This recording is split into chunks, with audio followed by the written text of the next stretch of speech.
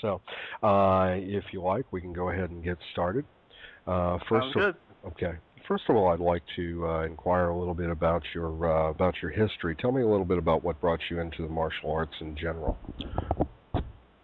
Well, I grew up on a farm down in Georgia, and when I was in high school, even before high school, I was always involved in wrestling a lot because I was a little bit smaller than a lot of other kids, so I found that to be a help. Plus, I just liked it.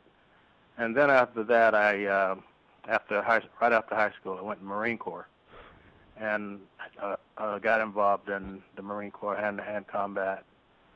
And at the time, after I got out of boot camp, I was stationed at Camp Lejeune, so there was a martial arts class on base, and I joined that, and I've been doing it ever since. And what year was that, and what particular system did you get involved with? It was 1962 when I went in the Marine Corps. It was 1963 when I started the training at the base karate club. It was Shorin-ryu Karate.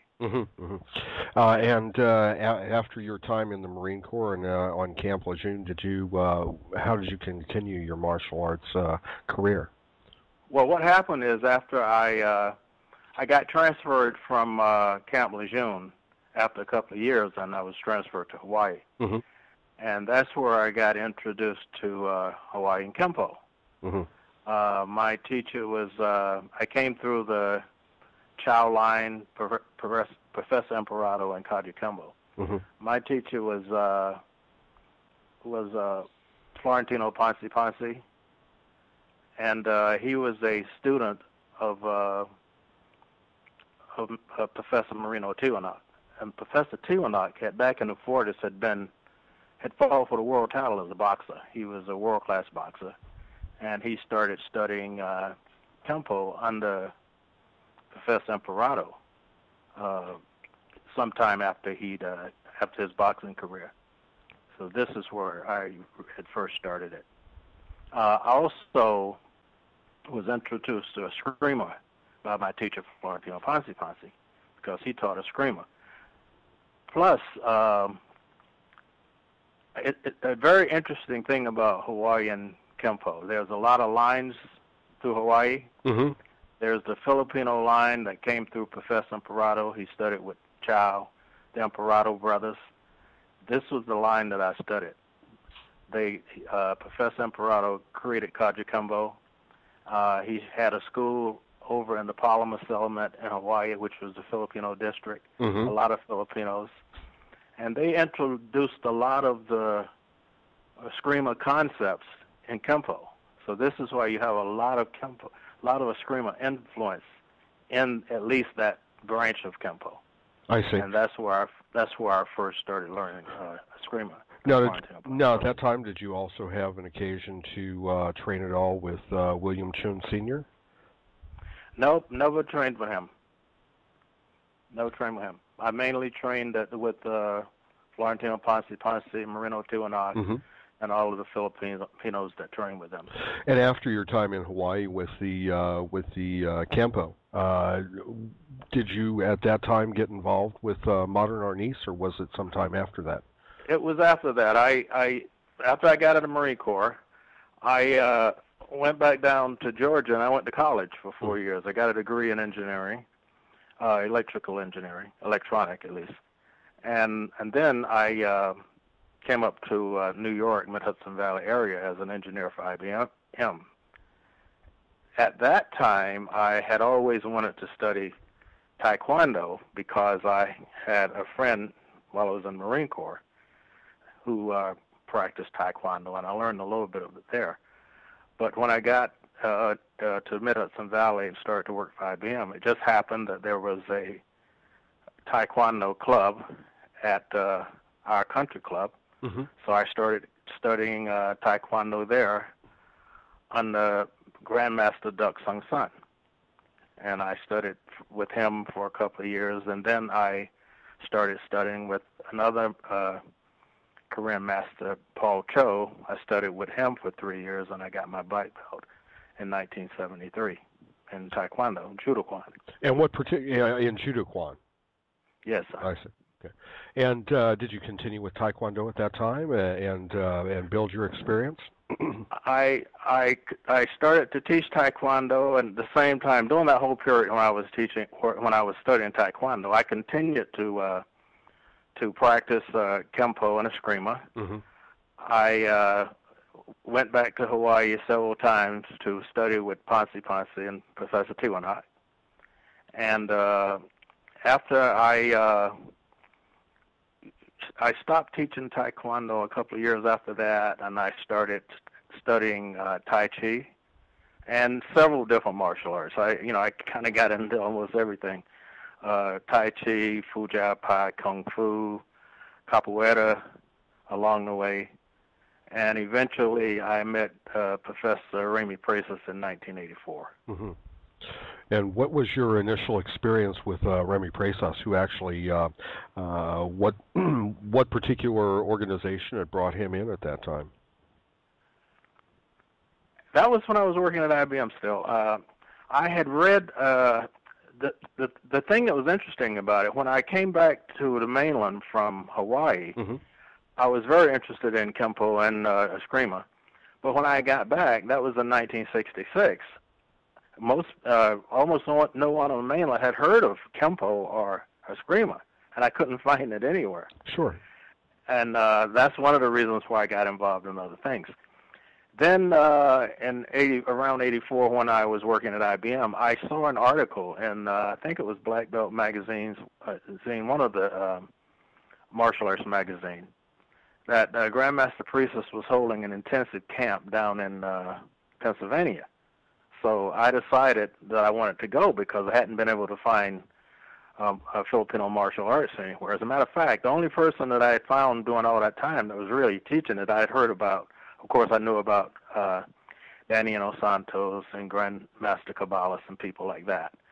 But not a lot of people teaching it that widely. So I decided to go down to Pennsylvania since it wasn't that far, and there was a 2-week intensive camp, so that's kind of the way I got involved with him. Mm-hmm. Of course, Grandmaster Presas taught mainly via seminars, so I kind of, most seminars that were held in the Northeast, I attended all of them and continued to study that way. Plus, I benefited from having studied Eskrima before, of course. Of course. So within that forum, how many seminars had you attended there on the East Coast, and were you a constant attendee every time that Grandmaster Presas came through? Every time he came to the area, I would go to the seminars.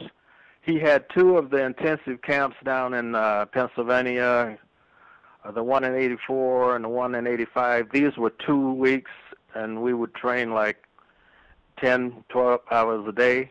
Mm-hmm. Then he started having the camps annually up in, there was a gentleman named Seafood Richard Roy who had the camps up in Massachusetts. They were normally 4-day camps.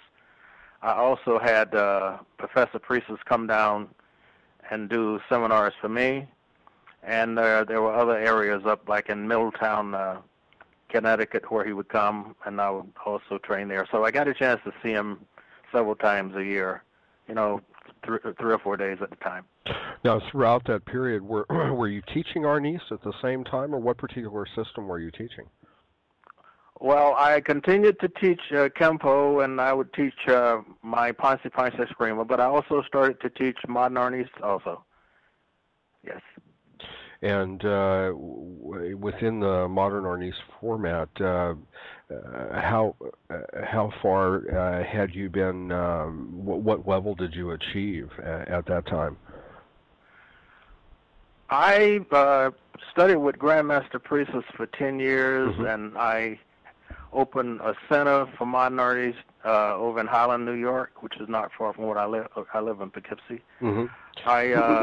I became a senior instructor under him, which was one of the highest ranks that, of course, he gave at the time as far as instructors. He only gave mainly he gave basic, advanced, and he did give some people the rank of senior instructor, so I was one of his senior instructors.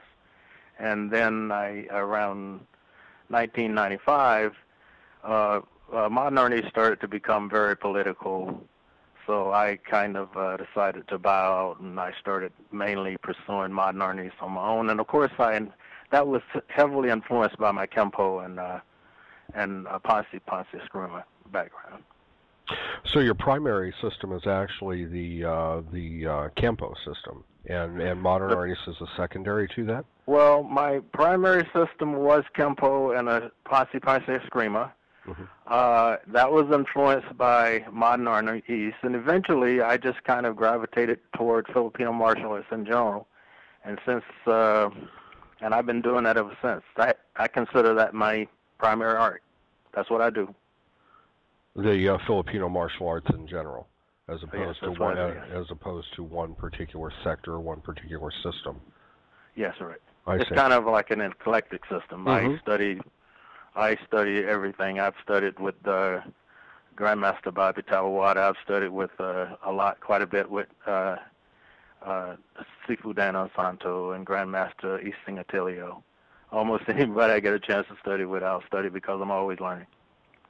Do you feel that perhaps the politics within particular organizations, not necessarily modern Arnis alone, but within Filipino organizations, do you think that that's the reason why you decided to keep your the way you teach eclectic as opposed to dedicated to one system? Well, after having studied for a long time, one of the things you start to realize about Eskrima, and since the system of Kempo that I studied was influenced by Eskrima, mm-hmm. After a while you start to realize really it's basically the same thing, at least the way I studied it mm-hmm. and understood it. It's more about a set of principles and flow as opposed to technique.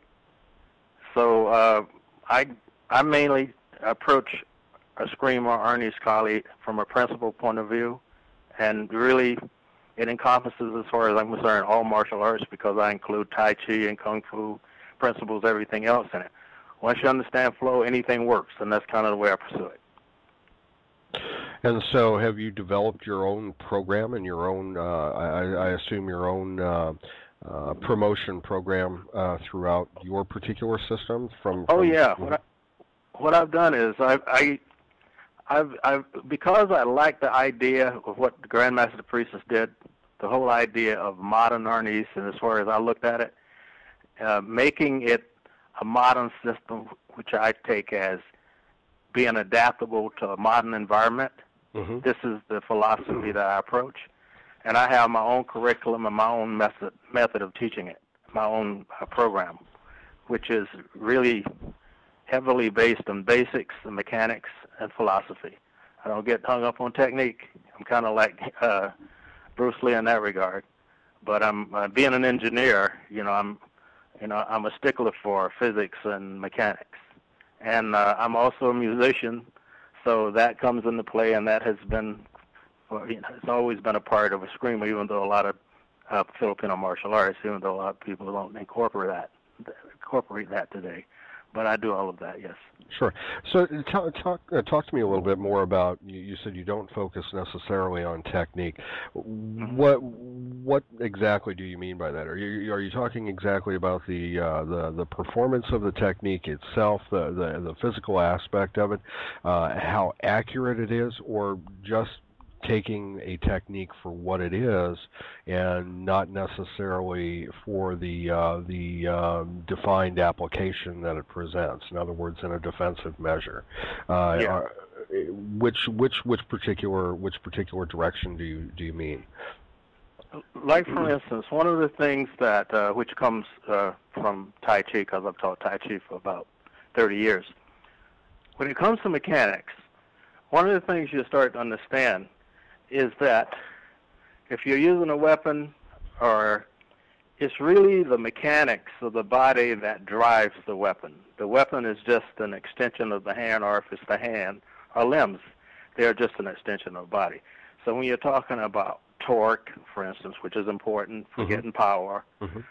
This is one of the things that's very important. So it's not that much so much about the technique. It's a matter of using those principles. Not only that, the other thing that you start to realize is that being a human being, there's only so many ways that your body moves, Yes. so many ways that your arms move. And once you understand what those movements are, it's just a matter of learning to apply them in different situations for self-defense.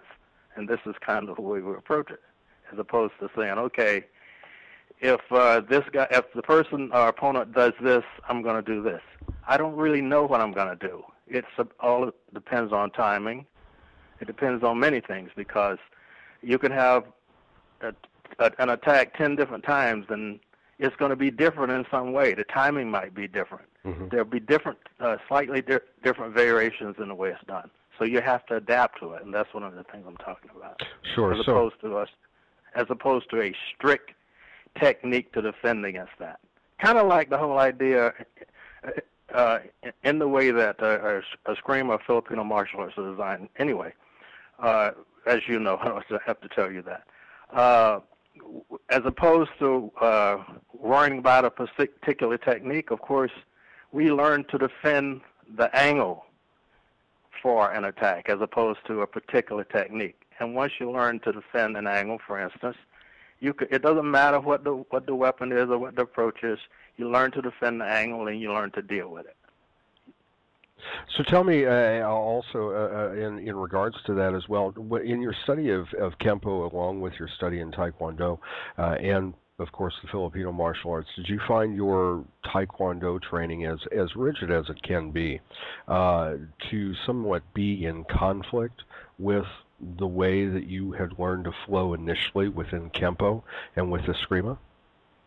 No, one of the things that I did when I saw, and it just happens that the first system of Taekwondo that I studied was mm-hmm. very, very rigid. Mm-hmm. So what I did, I took and I adapted to my own system of movement, which was a flow system. So I've done that kind of with everything I've studied. I've studied even some Shotokan influence that Grandmaster Priestess had. This is one of the reasons I've taken a lot of what he's done. Mm-hmm. The same concepts, but in terms of movement, adapted so it fits within my whole system of Eskrima, which is Ponce Eskrima, which tends to be very fluid, very, very relaxed, as opposed to rigid. Now, not many individuals may know about the influence of Shotokan that Grandmaster Priestess had. Can you tell us a little bit about that and how he incorporated that within the modern Arnis teachings? Well, Grandmaster Priestess in the Philippines spent a lot of time studying Shotokan. And he was quite highly ranked in Shotokan, and he also studied judo. In addition to that, he studied his family system with his grandfather of Eskrima, and he kind of mixed those arts together. But he had a strong foundation in Shotokan, and this is one of the things that influenced his Eskrima, his modern Arnis.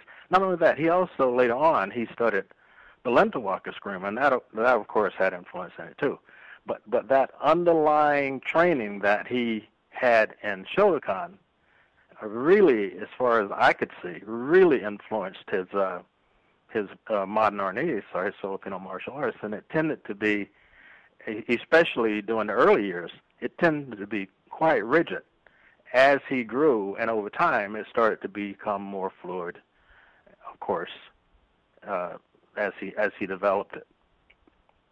So do you think that, I mean, and I don't know, do you think that maybe overall that Shotokan was a good base for him to develop a format in which to teach the Filipino martial arts, as opposed to, because, I mean, obviously we all accept the fact and know that the Filipino martial arts, and of course Chinese Kempo and so forth, it flows so well, but that perhaps as a teaching methodology that the Shotokan made it easier to present the technique? Especially so, because when Professor Priestess came to the United States mm-hmm. and started teaching modern Arnis, he mainly taught it in a seminar format. Mm-hmm. And a lot of the people since at that time, there weren't a lot of people, especially widely teaching Filipino martial arts. Sure. A lot of people practicing karate. So a lot of the martial artists that he encountered were Mm-hmm. karate stylists. So that helped him an awful lot in being able to format his modern Arnese curriculum in a way that karate students could understand it and pick it up. Of course, yes. Now, and this is somewhat on the same topic and somewhat the same topic area. Do you feel that Ernesto may have taken some of that same influence when he created Kombatan? Or do you think there was a different influence, a different aspect there? Well, now, I don't know as much about Grandmaster Ernesto as I do. I've read quite a bit. I know some about him. And as far as I can tell, yes. His Kombatan was influenced by his study of judo, and he studied, I think he studied kendo and different arts. So you could definitely see that influence in what he did. Plus, I guess it also is influenced by his because I understood that he studied with his father, and he had that influence too. But definitely his influence from Japanese martial arts, yes. So essentially, though, you really were exposed primarily to Grandmaster Remy as opposed to Grandmaster Ernesto or the other Presas brother. And I do apologize for not knowing. Grandmaster Roberto, yes. That's correct. That's correct. So you did not train with Grandmaster Roberto or Grandmaster Ernesto. No, I didn't. I see. When it comes to your culmination of your particular system, how did you develop it? As most of us will know, the Filipino martial arts begin with a stick or with a weapon in hand representing the sword or knife. Do you begin teaching at a very low level, white belt level, with a weapon in hand, or do you begin with the Kempo system initially? Oh, no. I always I believe in teaching with the weapon first. Mm-hmm. Weapon is an extension of the hand. Once you understand to use the weapon, it's just a matter of translating the weapon movements to empty hand.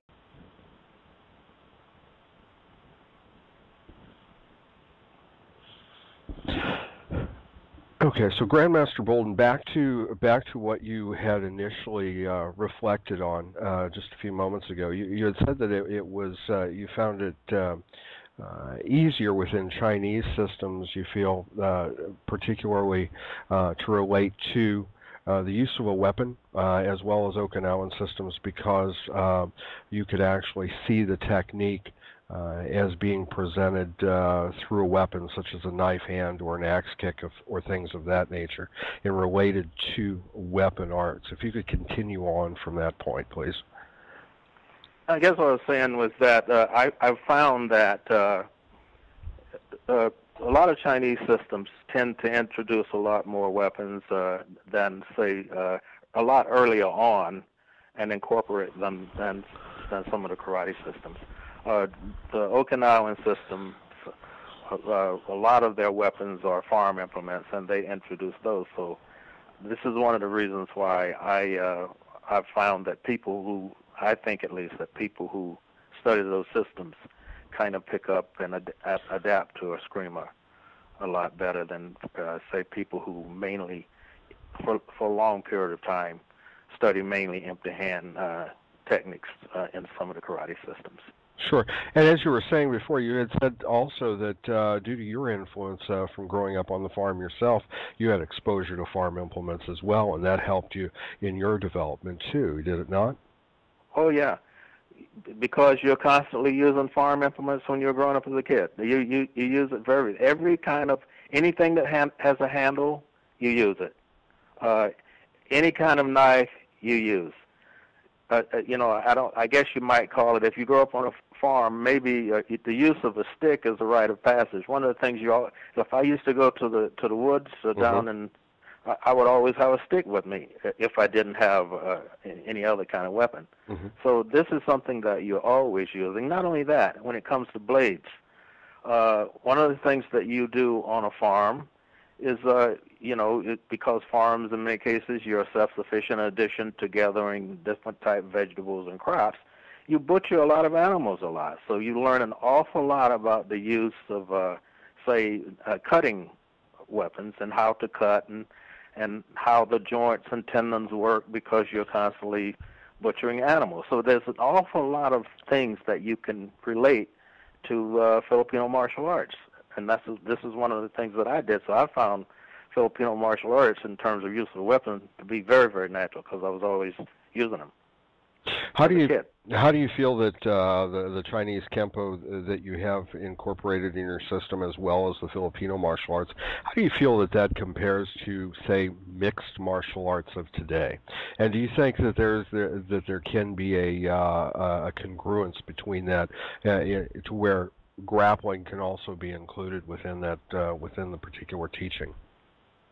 Yes, because the art that I studied initially, in Hawaii we call it Kempo, but it was, it was initially they did call it Kempo. A while later, Grandmaster Emperado renamed his system Kaju Kembo, but I would say that Kaju Kembo was probably one of the first mixed martial arts because it involved everything. When I studied Kaju Kembo or Char 3, which is the same thing, there was throwing, locking, the club, knife, everything was a part of this. Nothing was left out. It was a street combat system, and it was developed that way for the mean streets of Hawaii. So I would consider Kaju Kembo as being one of the first mixed martial arts systems involving everything. So absolutely. Why do you think that perhaps Kaju Kembo has not been given credit then for having that influence as the first mixed martial art, as opposed to what we have today being mixed martial arts? Now I'm, one of the things that I've noticed from the time when I left Hawaii. Kaju Kembo, when I studied it in Hawaii, was very, very brutal, and all of those different aspects were a part of it. We studied Kaju Kembo in subsystems. Now, I haven't followed Kaju Kembo that much, but from what I've seen, it seems that it's lost a lot of that. For instance, when I studied Kaju Kembo, the first subsystem, first skills that you learn was tumbling and locking and throwing and rolling and all of this. Then you learn you learn the systems of punching, you learn the systems of chopping, you learn the systems of knife attack, you learn the systems of club attack. Everything was a subsystem. You learn the system of grabbing offenses. You learn the system of bone breaking. All of these were subsystems that you learn, and you would spend maybe 6 months on each one of those subsystems.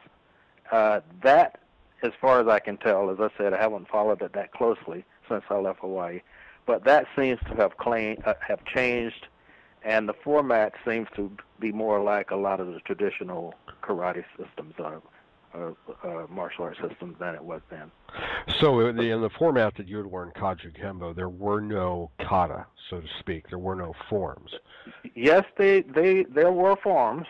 There were forms, and as near as I can tell, they were taken from the traditional Pinan forms from karate. Mm-hmm. So there were forms, but we spent an awful lot more time doing more of the practical self-defense than we did forms. We did do some forms, and a lot of the ideas from of the traditional karate martial arts systems were used. For instance, we what do you call it? The Sanshin ideas, mm-hmm. Sanshin breathing, all of that stuff was a part of it. Yes,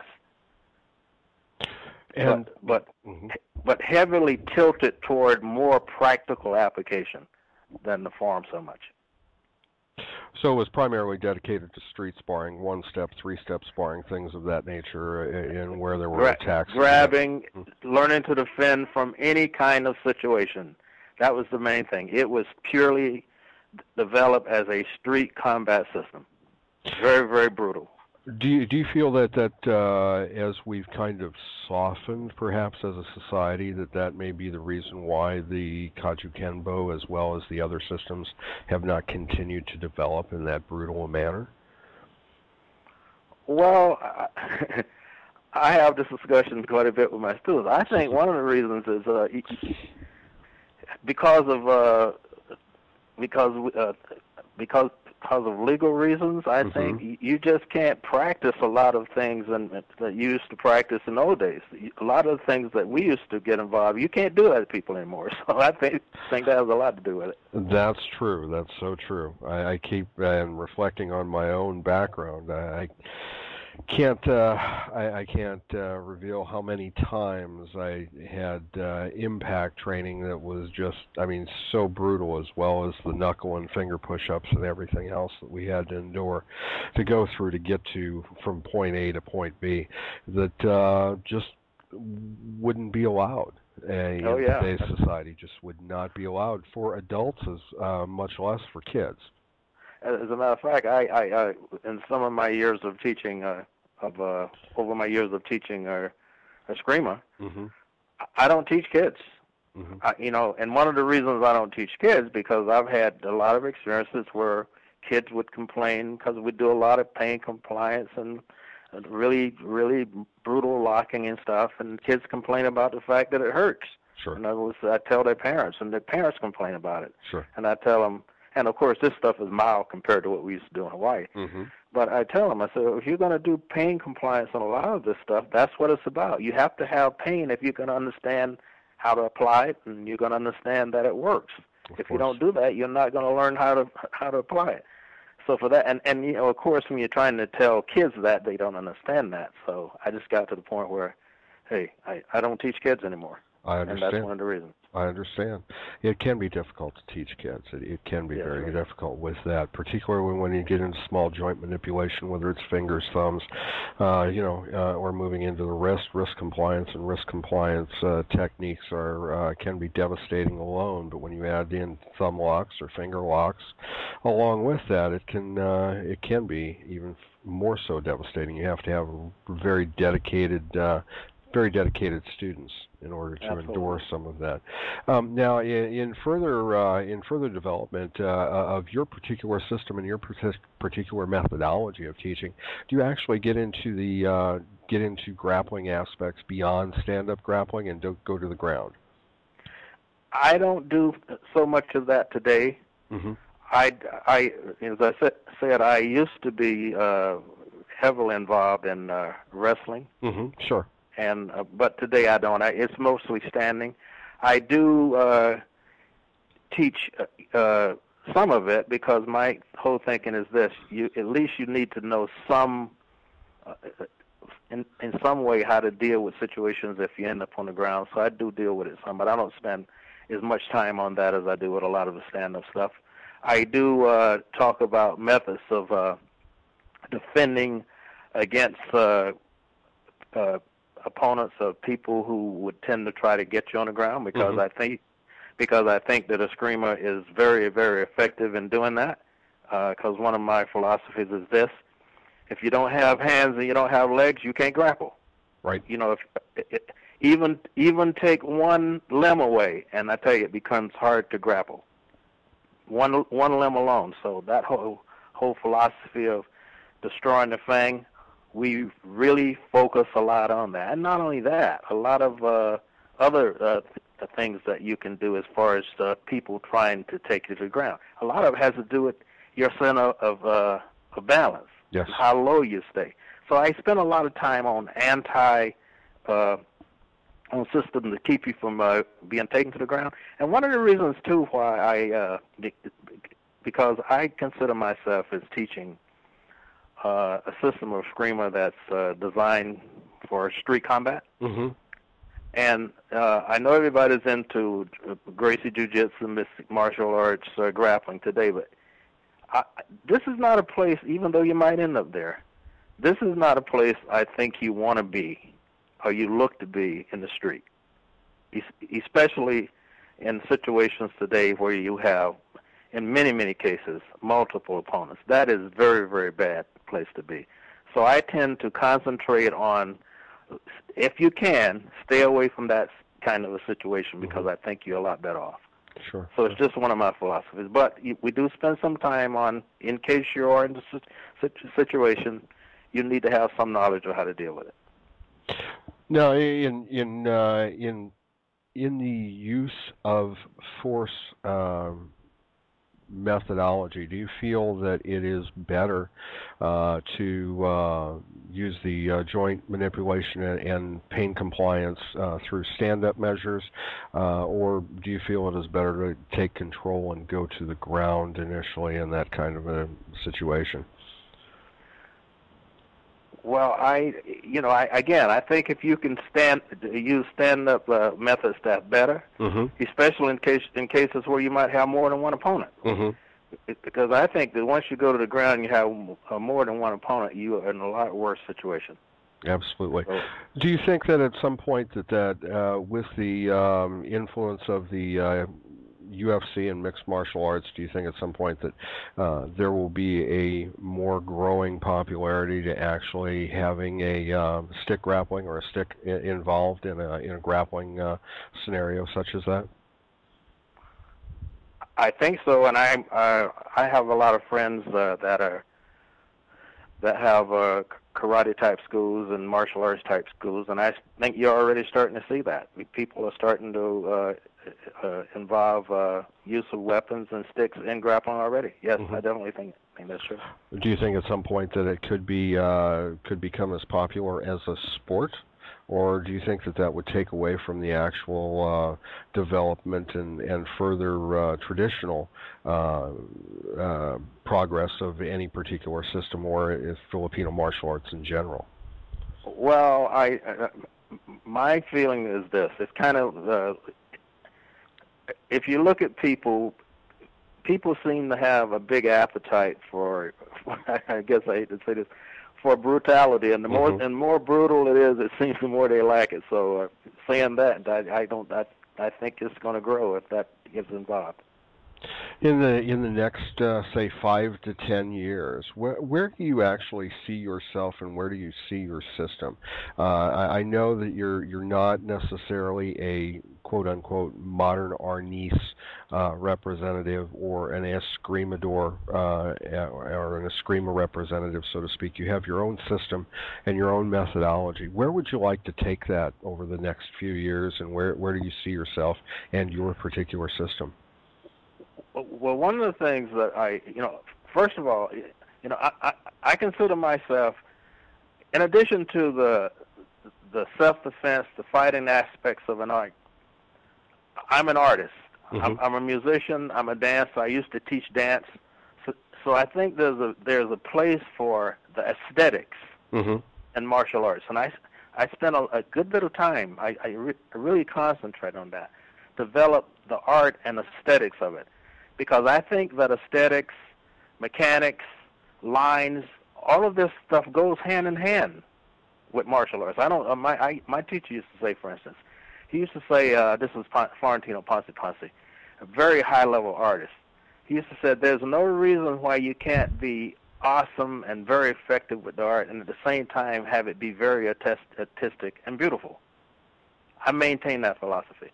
So I keep trying to develop my style.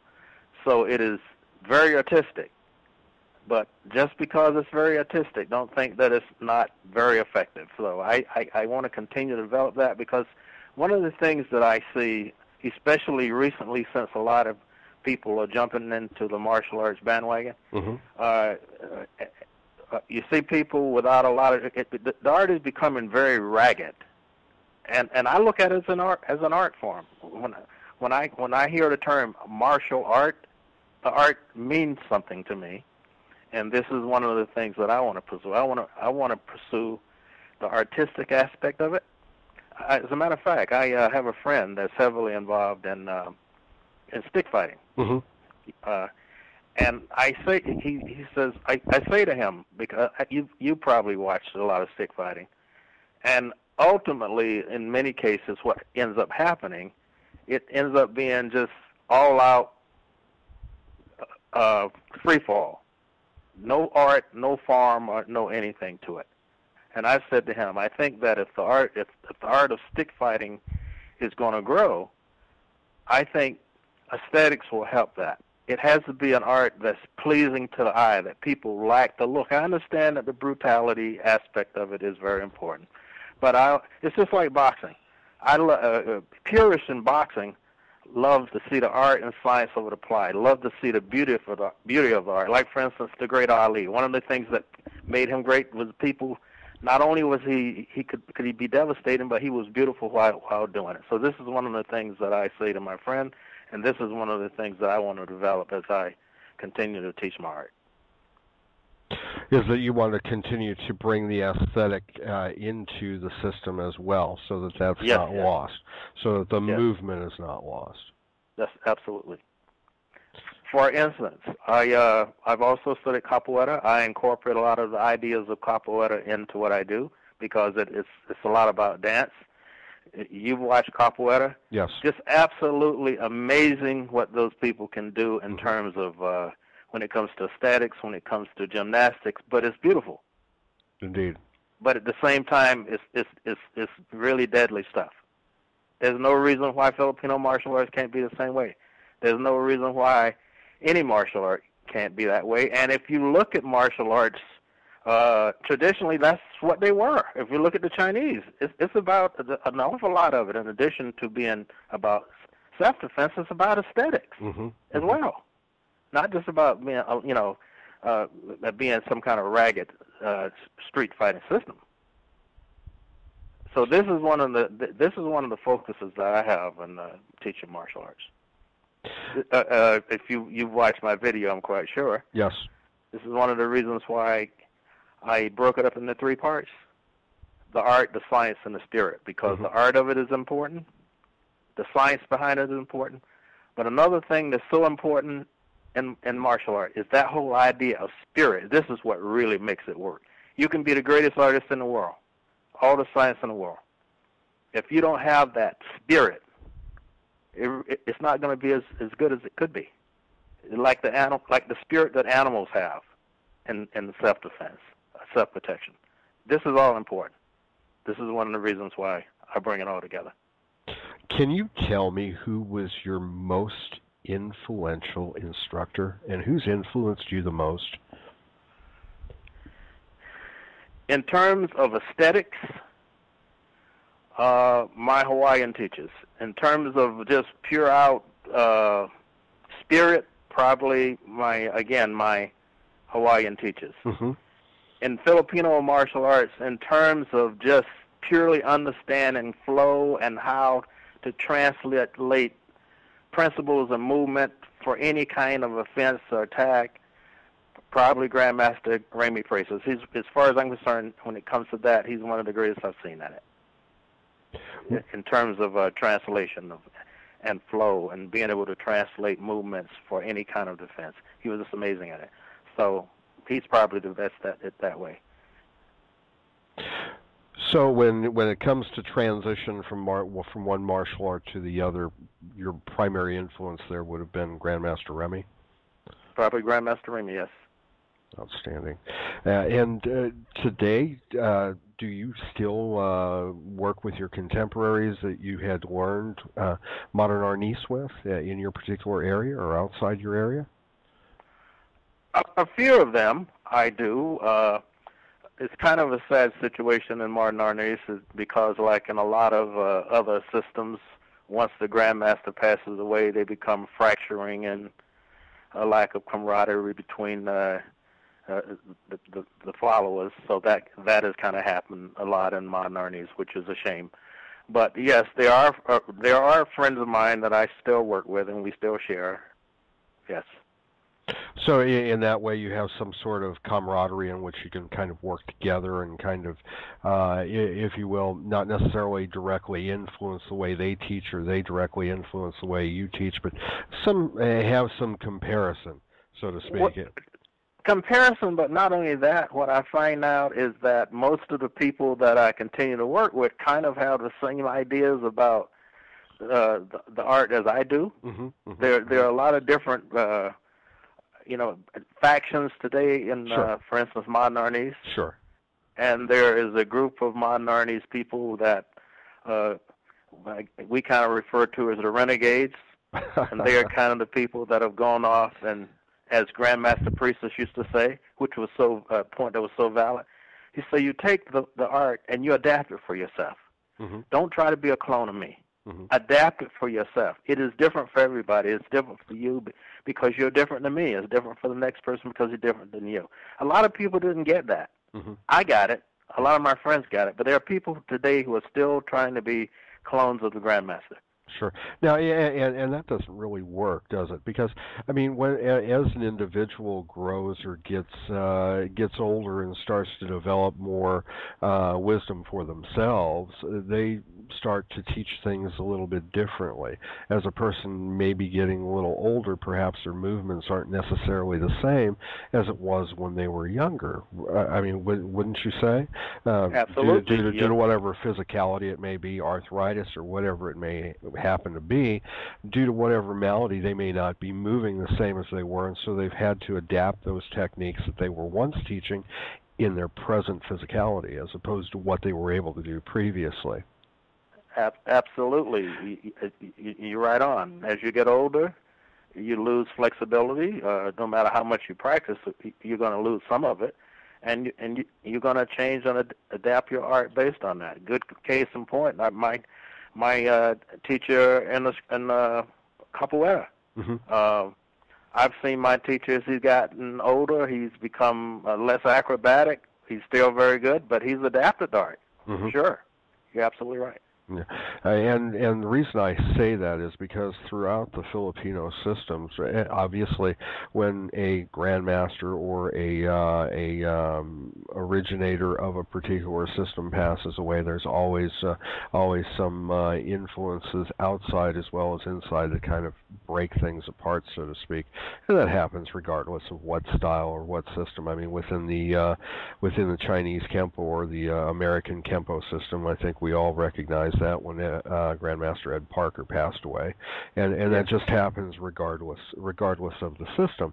So, but I think that sometimes, and this is just a personal opinion of mine, but I think that sometimes when individuals focus too much on maybe what they saw only at later stages and not necessarily accept everything that the person had taught throughout their development of the system from point A to point B, some things get lost in the translation, if you will, because you didn't see the whole picture.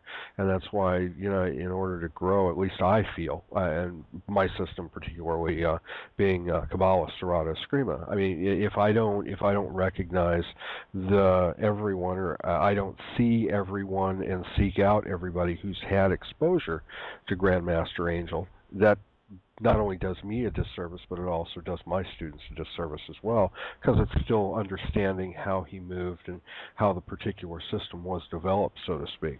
And so I think that happens in many systems, and sometimes individuals only focus on one part or one period of time within a person's life and don't accept the whole lifetime experience and how everything was developed. Great case in point is Grandmaster Priestess. Now, having studied with Grandmaster Priestess in the early 80s, mm-hmm. and having followed him throughout to the time he passed away, sure, I saw changes and different focuses in what he taught. Mm-hmm.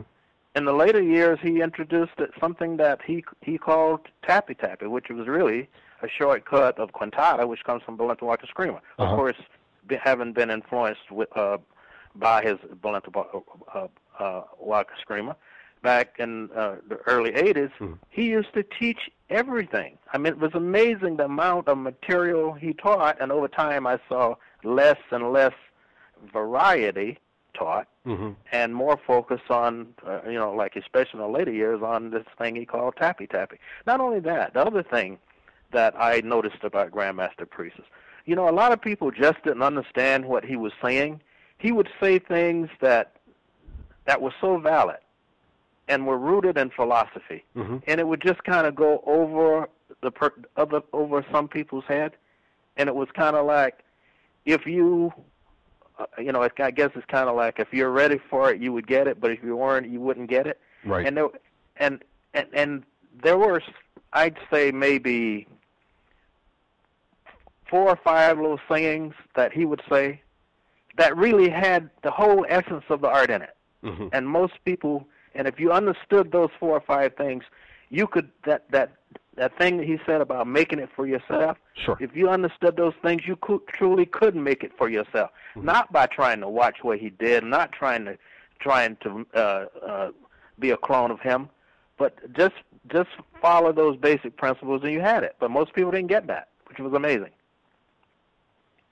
Well, I think depending upon a person's initial influence on the martial arts or how they came into it, I think that has a great deal to do with somebody's understanding as well. And I think if you get focused, and I know I was guilty of it initially myself, because my initial influence, if you read about me, was Mudokwan, Taekwondo, Hapkido, and Judo, all combined within the Mudokwan system. And so it was a very rigid, very hard, very physically taxing, and as I said, very, very rigid. My instructor was a rock soldier, and so anyone who has been within the martial arts for many years, as you have been, or many of our listeners as well as myself, know that the Korean rocks were just that, rock hard.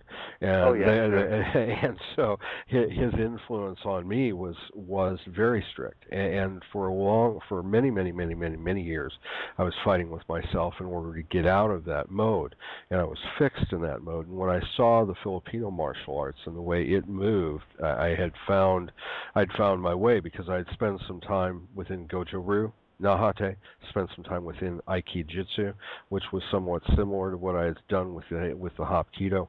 But the Filipino martial arts, the flow that it had, it just opened my eyes so that I could see the flow of what I had actually been doing for so many years within Taekwondo and Hapkido.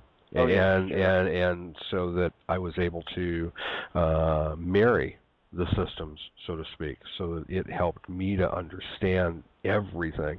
And as you say, as I've said to many of my students and others have said, movement is movement. And once you understand that movement is movement, then you can go within that movement and make the adjustments and make the micro adjustments to have the pain compliance techniques added into that, and the strikes and so on and so forth, as well as the locking and what have you.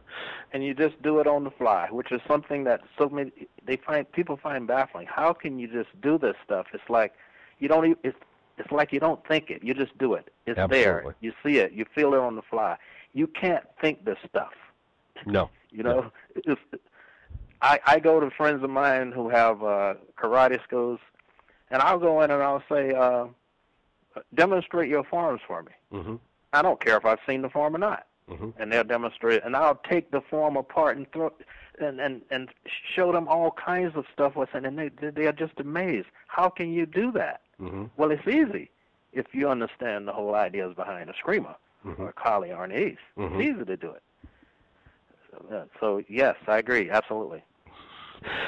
But at any rate, so do you plan to release a curriculum, DVD set, or any books do you plan to write in order to promote your system? I've been playing around with a book, and I would like to do another couple of DVDs. I did start on one. We never finished it, kind of in the spirit of the first one. Mm-hmm. Just much better. So yes, that is something I'd like to do. Yes. And are you still doing seminars, or are you available to be booked for seminars? I still do seminars. We have ongoing seminars that I do locally, mm-hmm. and then we do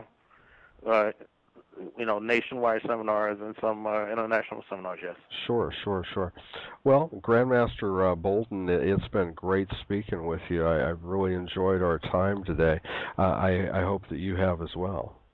Oh, yeah, it was great. I always enjoy talking about martial arts, and really happy that you that you gave me this opportunity to talk about what I do and explain some of my ideas behind what I do. For those that are going to be listening to the interview and are interested in you in particular, do you have a website or email, or how can they get in contact with you to book you for your seminars and so forth? Oh yes, it's www.americanarnice.com, and of course we have the YouTube site, which has some 40-something videos on it, including the full-length video is all on there, and the website is on there also. Yes. Fantastic. Grandmaster Bolden, it's been indeed been a pleasure speaking with you. I hope you enjoy the rest of your